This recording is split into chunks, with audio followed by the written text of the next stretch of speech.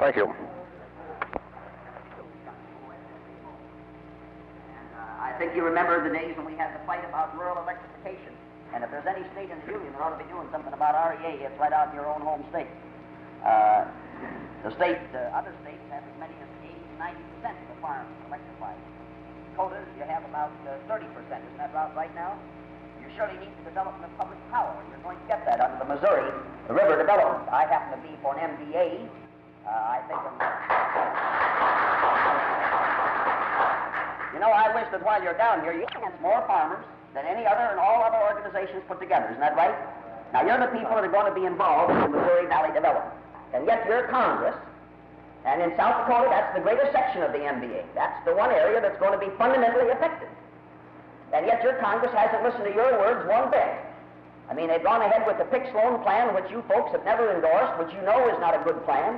And the Missouri Valley Authority, the plan that you have wanted, that you've studied, and God, I don't know anybody that knows anything more about what goes on in Dakota than the people that live there. I sure know there isn't anybody down here that knows anything about what goes on out there. I lived through the grasshoppers, and I lived through the dust storms and the depression and the drought. I know what goes on out there. I was 28 years old before I left the state of South Dakota. My family put in 50 years out there in business.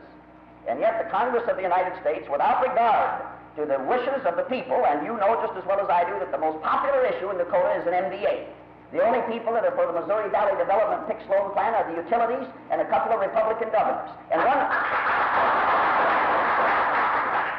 one Republican governor, Mr. Sharp, ran out on it. So they dumped him. They have a way of taking care of him. I don't want to talk any party politics to you in particular, but once in a while you've got to speak the truth. And the fact of the matter is, on this situation, that the M.V.A. is the program of the people out in that state, and yet you're denied having it. Now, when you get home and meet some of these economizers, and you're going to meet a lot of them, you just tell them that the most expensive development of the Missouri Valley, without fear of contradiction, is the plan that they're in right now. Even the Hoover Commission says that this is the most expensive development. The Missouri Valley Authority, an integrated type of development, would save millions of dollars of the people's taxpayer, of the people's money, and give you much more in direct results than what you're going to get. But be that as it may, the Missouri Valley Development is better than nothing. It's better than what we had, so if you can't get M.V.A., we'll have to coast along with this for a while until we get enough people around here that understand what the people want.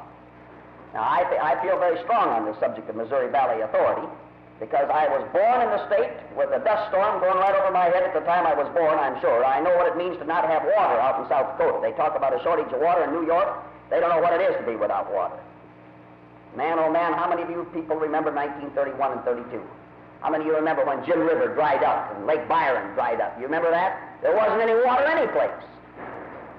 And yet they talk about a water shortage out here in the east. They don't know what a water shortage means. So just keep in mind that you're on the right track on this M.V.A., and even though we're losing the fight at the moment, that doesn't mean that we're going to lose it forever. And also keep in mind that the development of low-cost public power is your hope. And without low-cost public power, so that your R.E.A. co-ops can transmit that electricity, and so that you can get public power districts, there just isn't going to be the kind of agriculture that you ought to have. It's impossible to run a modern farm today without electrical power. Just impossible to compete with the people that do have electrical power. Now, this is a life and death struggle for the people out in that Midwest section of the country. And you've got people down here in Congress, and these people down here in Congress ought to be fighting your battles to see that you get the things that you ought to get. I know that when some of our friends in other parts of the country want public power, they get it. Boy, do they get it. We got a bill up right now for Arizona that includes $750 million of appropriations for the development of power and the matter of irrigation from the water that's going to be stored up. $750 million. Now, just think what that would do out in our part of the country. And we've got quite a little state out there, too. And by the way, that part of the country's got the biggest gold mine, second largest one in the world. We ought to be able to pay for a little of this out of that, you know. I mean, they've been dipping that yellow ore out of the earth for a long time. Well, now, one other matter. I said you're going to hear a lot about price supports while you're down here. There's a move on in this country to destroy the farm price support program, and you better be aware of it right now. There's a move on in this country to tell the American people that this farm price support program is wasteful, that it's going to drain the public funds away, it's going to undermine the farmer, and so on. Now, you and I know one or two things for sure. We know, number one, that a farm depression is the worst thing that can happen to this country. That has been proven again and again and again. We also know that a farm depression will cause unemployment in the cities. We also know that a farm depression would do more to take away federal revenues than any amount of price supports. Because you farmers are paying taxes now, and I remember when you never paid any.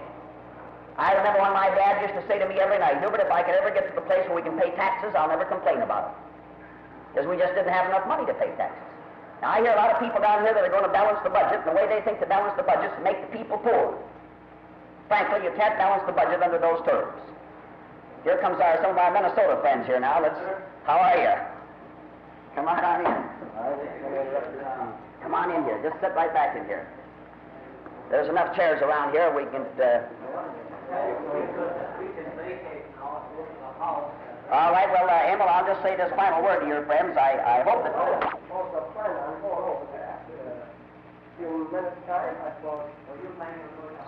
Brannan Plan on at least a couple of commodities. See, on potatoes, for example, and hogs, and possibly on eggs. That'd save us a lot of trouble, don't you think?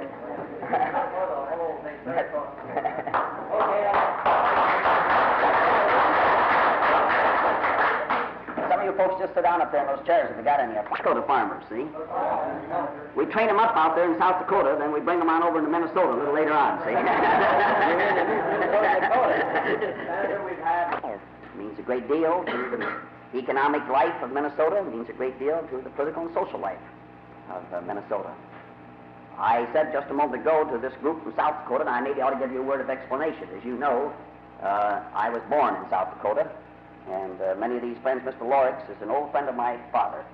My father passed away here just about 2 or 3 months ago, and Emil and my father served in the legislature together. They were what we commonly call buddies. So every time that Emil Lorix brings down any folks from Dakota, I always say, bring them in, Emil, because after all, you know, when you live through those dust storms out there in South Dakota, you got to kind of love all your friends and neighbors. They say misery loves company, and we had a lot of tough times. I was just saying to these good friends of ours in South Dakota that those experiences of those early days taught me some lessons about agriculture that I shall never forget. I haven't had the good fortune that some of you have had. I wasn't born on a farm. My father was a pharmacist rather than a farmer. His father, however, was a farmer at Elk River, Minnesota. My father was born on a farm. My mother was born in Norway and came to this country when she was a girl about 8 years of age. And her folks settled in Day County out in South Dakota. And the old family farm is still out there. In fact, just about a month and a half ago, 2 months ago, I was out there to visit it. My great-grandfather was one of the early pioneers of Minnesota, settling down at Union Lakes in 1847. So you can see that we had some background around the state of Minnesota. Now, I mentioned that those early days of, when I say early, I'm getting now to the point where I feel quite old, you see. Back in the 20s and the 1930s taught us a lot of lessons, a lot of economic lessons that I don't think our friends in the Farmers Union have forgotten. And that's very encouraging. I think some people have forgotten some of those lessons. I was mentioning that, for example, that in the 1920s, when everybody was talking about good times, you know, you read the Wall Street Journal, they were telling about good times, 1928, 29. Well, I don't need to tell you what happened in that period. I can remember in 1926 when all the banks were closed in our whole countryside. By 1930, 70% of the banks had closed their doors in Minnesota. We hope that don't happen. Well, it isn't going to happen again, and there's a lot of good reasons why it isn't going to happen. I believe the Brannan Plan should have quite little effect on that if it can be anything done with it. And we're all for that. As strong as far as we can see the program, we think that the farmer should have is 100% imperative. Well, that's the purpose and the objective of the Brannan Plan. I want to say a few words about it, and I'm going to be brief and to the point. Let me just point out to you what's happened. I mean, sometimes we kind of forget. Now, you remember when there wasn't any farm program at all, when your government didn't do anything for you except have a county agent. That was the extent of the farm program. I don't think I need I think that's something that should be separated from the... I'm going to get to that. I tell you, I just kind of like to say my little piece here, then we'll open it up to questions. How about that? That keeps it coming along together. That'll be a swell idea. Yeah. In Minnesota, you have the system where where the Farm Bureau, as such, is tied in somewhat with the county agent, in the sense that the county agent is ultimately selected from a list that's approved by the Farm Bureau. Now, that has been explored by the land-grant college presidents, and there's been some recommendations made as to separation. And I gather that there's going to be a move made to have that separation. It's my personal belief that You shouldn't have people on the government payroll organizing for the AFL or the CIO. That's their job, to do their own organizing. We shouldn't have people on the government payroll organizing for the Farmers Union, the Grange, or the Farm Bureau. That's your job. That there ought to be complete neutrality insofar as the government is concerned. The government's supposed to represent all of the people. It would be wrong for me to come out in the state of Minnesota and go out and give organizational speeches for the Farmers Union, just as wrong as it would be to go out and give them for the Farm Bureau. I'm supposed to try to represent the interests of our people, and you're supposed to do your job of organization. Now, that's been my position insofar as the divorcement of the county agent system from the Farm Bureau. Now, I'm not out to say any unkind words about any farm organization. Many of our friends that are in other organizations have the same objectives as you as individual farmers have. There are times that the pronouncements of the organizations are not what I call the most liberal and constructive pronouncements. Let's just give a brief review of what's happened. First of all, let me tell you that there's an attack on the farm programs now. There's a real basic attack on these farm programs. These attacks are on the basis of economy, that we're wasting the people's money with some of this price support program that we have at the present time. Now, I say very frankly that while there are instances where we have gone overboard on some of these commodities in terms of how they've been handled, it's clearly true that they didn't need to be handled that way. For example, the potato program didn't need to be handled the way that it's being handled. Had the Brannan Plan of production payments been put in on the potato program, I don't think we'd be having the trouble that we're hearing about in the newspapers today. I think that you'd had a better price, as good a price structure, with fewer surplus potatoes laying around in the warehouses, with more consumers eating the potatoes at prices they could afford to pay, and with less complaint that's coming out through the press and so forth. I'd also like to remind you that the press of this country has never been very friendly towards a farm price support program. They've had there have been instances where particular newspapers and particular newspaper editors have been very friendly, but there have been, as the bulk of the papers, becoming more and more owned by what you might call a monopoly type of corporate structure, less friendship towards and less understanding towards the farm program and the farmer's needs. Well, now, what's happened here in the last 20 years, since 1930? Well, I don't need to tell you what happened in 30. You know that without me reminding you. Well, what happened after 1933? The first program you got was the AAA. Then there was the old Farm Security Administration program. And many of you folks had FSA loans, I'm sure. Then we had the Soil Conservation Program after the old AAA was declared unconstitutional. Well, you got these soil conservation benefits. Now, we know that soil conservation is important. And the soil conservation benefit was a means of controlling acreage, of controlling production, at the same time taking care of the soil. Now we've gone into what we call a coordinated program of the Production Marketing Administration, which more or less does the work that the old AAA used to. Without going through all of these programs, your crop insurance, your ever-normal granary that we had for a period of time, your R.E.A., your cooperative programs, you know that all of these basic agricultural programs have taken place since 1933. And you know that as a citizen today in this country and as a farmer that you've got a better farm program than you had 20 years ago, because you didn't have any 20 years ago. You were left at the mercy, so to speak, of the law of supply and demand. And the law of supply and demand generally ended up with the sheriff coming around holding a mortgage foreclosure sale in somebody's farm. I'm sure this must be to tell me something about a meeting or something. We're not going to worry about that. Okay. I've been down here just 1 year.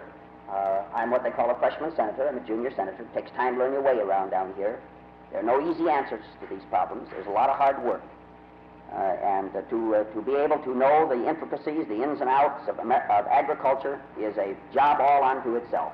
There's no one occupation that has more responsibility or a greater number of things to do than being a farmer. You've got to be a bookkeeper, you've got to be a purchaser, you've got to be a seller, you've got to know something about the science of agriculture, you've got to know all about the disease of cattle and the disease of poultry and all the different fungi that get on the grain, etc., and so forth. Now, I know a little bit about this because while I have never had the privilege to be a dirt farmer, as they say, our business was built around the farm community. I can remember the days when we used to have hog cholera. My dad taught a lot of farmers how to vaccinate their own pigs. And I can remember the days when we used to go on out when they had anthrax in the cattle. That was out in the Dakotas and some of it in western Minnesota.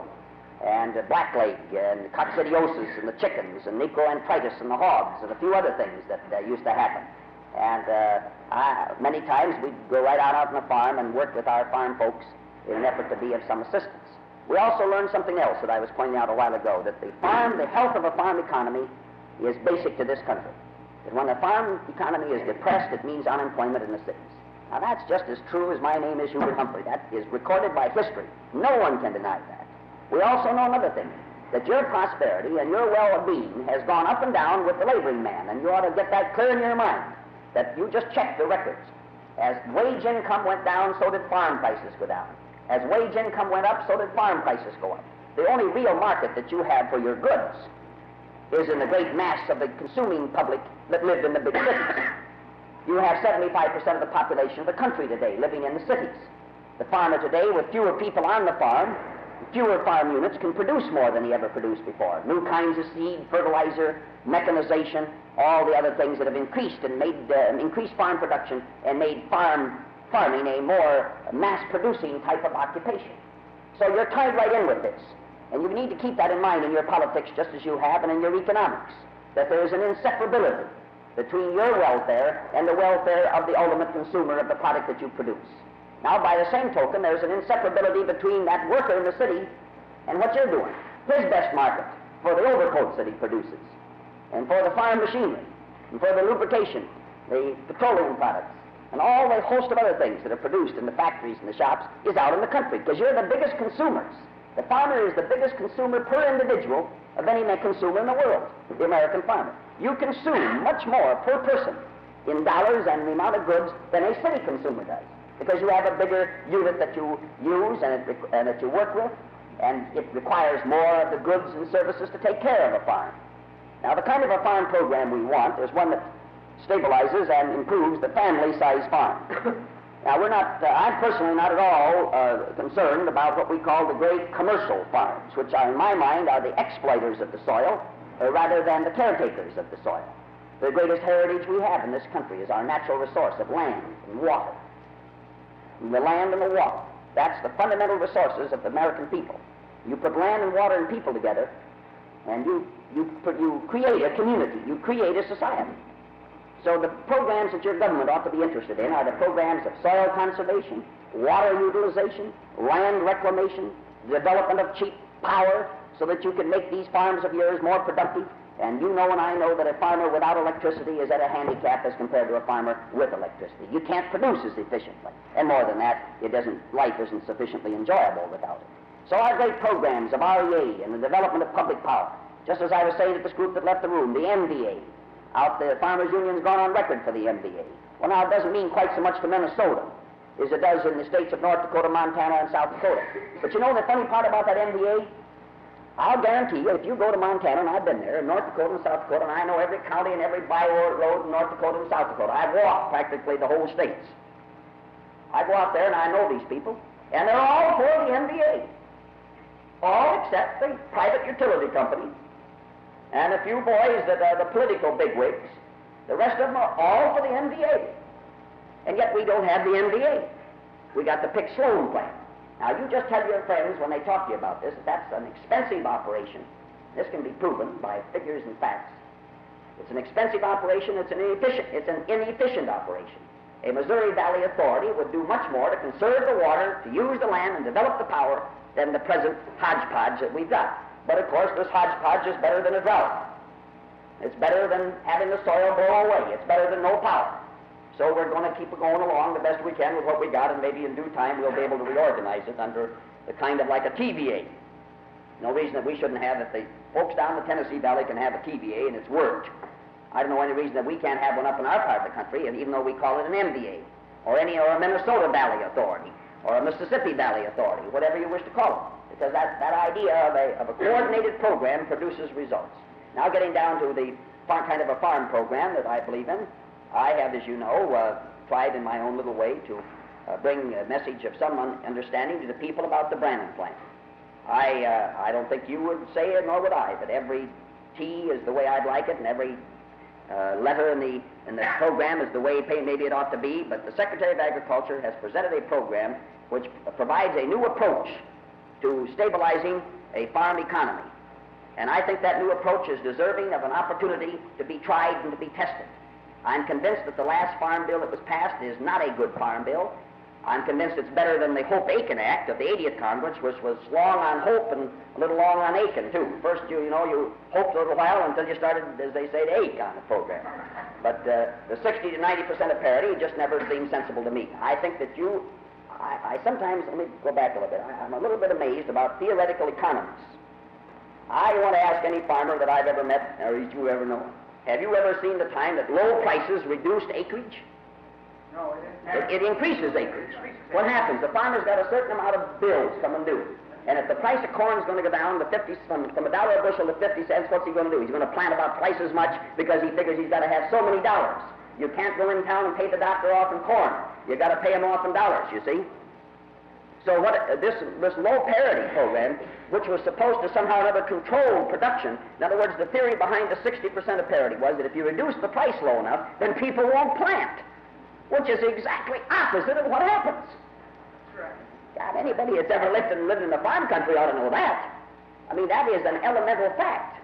And I became quite upset around here when I hear people talk about, well, the way to control production is to give the farmer a lower price for his commodity, then he won't plant it. That's just a lot of bunk, because it just doesn't work. Another thing that I think we have to keep in mind is that when people talk about the cost of farm price supports, we ought to keep in mind what it costs not to have them. That's right. It costs not to have them a depression which you can't even add up the costs of. Secondly, they're saying today that farm price supports take a lot of the money out of the Treasury. Well, I want to say with equal candor that farm price supports put a lot of money in the Treasury, because the farmers are paying taxes these days. And you know, and I know, the days that you never had a chance to pay the taxes because you didn't make any money. The farmer today is paying a sizable amount of revenue into the federal government simply because he's getting a better income. And as his income drops off, he pays less taxes. So this farm price support program is sound from both sides. First of all, it gives an opportunity to keep the country from going into an agricultural depression, which means unemployment, which means closing up of retail establishments, wholesale houses, and industries. Secondly, it provides revenue for the government so that farmers can be self-sustaining, respecting citizens to pay their share. Now you're getting money, just to be sure. It's costing us some money. But this same government, and I think we ought to remember this, and listen, friends, we've got to be on the offensive on these things. This government today is stockpiling critical materials by the millions and millions of dollars. Manganese, chromium, nickel, lead, copper, all kinds of stuff, spending hundreds of millions of dollars to stockpile materials that we may need in case of the defense of our country. Now, I want to ask you, what was the most important stockpile that we had in World War II? Food. Now, there's a certain amount of food that you can store. The non-perishables you can store. And that food, we know enough out in our part of the country to know that you don't always have a crop every year. We know a little bit about weather conditions. And some of these stored-up crops are not wasted. And it's wrong to assume that this is an expense of government. You go to your hardware merchant. He's got a keg of nails over there, sitting over there. And you say, well, Joe, did you sell all your nails last year? He says, no. I still got a half a keg left. Now, does he consider that an expense? That keg of nails that he's storing? Of course he doesn't. He considers that an investment. That's part of his inventory. He's put his money in those nails, and insofar as he is concerned in his bookkeeping, as far as the government is concerned in tax collecting, that is an asset. Now, when the government of the United States stores wheat or corn, you know what they say? That's an expense. And we got to include it in its unbalanced budget as an expense. Now, I've said that we ought to add all of those commodities, all of the stored materials, whether it's lead, copper, chromium, nickel, manganese, iron, wheat, corn, or whatever it is, that we should add that up as an inventory. That isn't an expense, that's an investment. Because over the long years, up until this very last year, the Commodity Credit Corporation hasn't cost the government any money. We actually made money off the Commodity Credit Corporation. This is the first year that we've had to pay out. The first year. And you can't judge a program on the fact that here's an organization that's been in over 10 years, almost 15 years. And during the period of from 13 to 15 years, 12 of the years it's paid out. 1 year it's going behind, so all at once you say, oh, the country's going to dogs. Now, that doesn't make sense. How does a businessman judge? He takes a look at what happens over a period of time, not on one particular year. And over the period of time, these farm price support programs have been effective. Now, to me, a flexible parity program is unsound. I think that we need definitely a kind of a program, however, that's going to give some help to our kind of farmers. We're not cotton farmers, peanut farmers, tongue nut farmers, tobacco farmers. I'm for them getting a fair shake too. Don't misunderstand me. We're not all wheat farmers or corn farmers. The kind of farmers that we have out in that great Midwest, which goes all the way from Ohio, Indiana, Illinois, Wisconsin, Minnesota, Iowa, all the way through out in that great area, is a diversified type of farmer. He has a few hogs and a few cattle and a few chickens. He puts in a little oats, a little feed grain. He has a little corn. He doesn't have too much cash grain crop. Has a mild amount of cash grain crop. Now, a farm price support program that doesn't take into consideration that diversified farmer is a program that ultimately is going to destroy that kind of agriculture. Therefore, we've got to have a farm price support program that's clear, and so that the farmer can understand it, and so that it works. That's going to do something for the fellow, for example, that produces a variety of crops, that has a few hogs, a few chickens, produces a few dozen eggs and some butter fat. That kind of a farmer. Because that's the kind of a farmer that protects the soil. That's the kind of a farmer that has a more steady income. That's the kind of farmer that buys himself his own little farm. That's the kind of farmer that takes care of the soil and of the farm economy. Now, commercialized farming, this kind of stuff where they just plow up every pasture they can get their hands on, that's the kind of farming that's been put at a premium under some programs. I mean, people don't know anything more about farming than I do about making a cabinet. Just get somebody to go on out and hire to plow it in, and then they just reap off the cream. Don't take care of the soil, don't take care of anything. You should call back into suitcase farmers. That's right. Well, we call them sidewalk farmers sometimes, too, see. So I want you to go away from here understanding that our job isn't done. This is a state of transition. You had the old Stiegel Amendments during the war. You started out with that AAA program. We went up into the Stiegel Amendments, 90% of parity. Then in the 80th Congress, you came down to the Hope-Aiken Act, the 60 to 90. Now you've got the bill of 1949, known as the Anderson Bill, which has a kind of sliding scale of flexible parities, but that's held there for about 3 years at certain percentage points. Now that is, we bought some time now, folks. That's what we bought. But in the meantime, this program, because it hasn't been properly prepared, is going to have a lot of kickback in the public mind, and I want to emphasize that to you. A lot of people are going to get disgusted when they don't see a program working like it ought to. So you ought to be down here, not you. You're spending too much time with me. I don't need any convincing. You go find somebody that needs some convincing. We ought to start right now. I realize that you can't get everything done that you want to get done at once. I mean, we learn that in government. We ought to have right now underway a hog program on the production payment principle embodied in the Brannan Plan. We ought to have right now a production payment program on potatoes, better than the one that we've got at the present time. By the way, 50% of all the potatoes supported in this country come from the state of Maine. 50% of all the potatoes supported in this country come from the state of Maine. And there's been more talk about economy out of Maine than any other one state, I suppose, in the Union. Now, we also ought to extend this Brannan Farm program. I'm talking now about trial runs. We've got a lot of problems out home on eggs in Minnesota. You can't, the egg farmer out our way can't produce eggs for 18 and 20 cents a dozen and pay high prices for feed and high prices for his chicken coop and high prices for his farm machinery and high prices for everything else. You just can't do it. You can't have one part of the economy, gentlemen and ladies, bolstered up here at 80 and 90 and 100%, and the other part down here at 60. Just doesn't go. There's got to be a balance, an equilibrium. Now, I am on record for the Brannan Plan. I'm working for it. I see the Secretary of Agriculture on occasion. I've sent out thousands of little pamphlets about the Brannan Plan, as you know, and we're going to try to get this bill into law. But you and I know that it takes time, and what we have to do with this time is to continuously educate and to work. Now, our job of education isn't just down here in Washington. Our job is out home in Minnesota, where we carry the message to the individual farmer right out there on that Southeast 40, you know, that guy that's got that farm over there alongside of woodchucks or someplace else. Go out and see him and sell him on this program and explain it to him. And try to make it so that he can clearly understand what's going on. And go back with the message. And if you're down here reading these papers, you know what's afoot in the city. You know that right now the whole farm price support program is under attack, under a real strong attack. And if something isn't done, and if you're not careful, and when I say you're not careful, because you're the people, you're the sovereign power in this country, if you're not careful, somebody's going to slip us a Mickey Finn on this thing, and we're going to end up without a program. Now, we can't afford to have that happen. Therefore, your job is just like mine. I happen to represent you here. I cast the vote for you. But your job and my job is identical. We've got to go home and educate. We've got to go home and bring our message to the people. We can't afford just to talk to our own kind, so to speak, people of like mind. You've got to find those that are straight from the path of righteousness, as they say, and bring them back into the fold, you know. I mean, you've got a little job of conversion, of missionary, a type of economic missionary work to be done. in a very short period of time. Well, I must go to my next meeting unless there's a couple of questions. I never want to stop without the opportunity to answer a question. By the way, did the law of supply and demand work back in 1934? It surely didn't. On what price of commodities? Well, what happened is we all know back in the 1930s was the more surplus you had, the lower the price. Well, but there wasn't surplus of all farm commodities.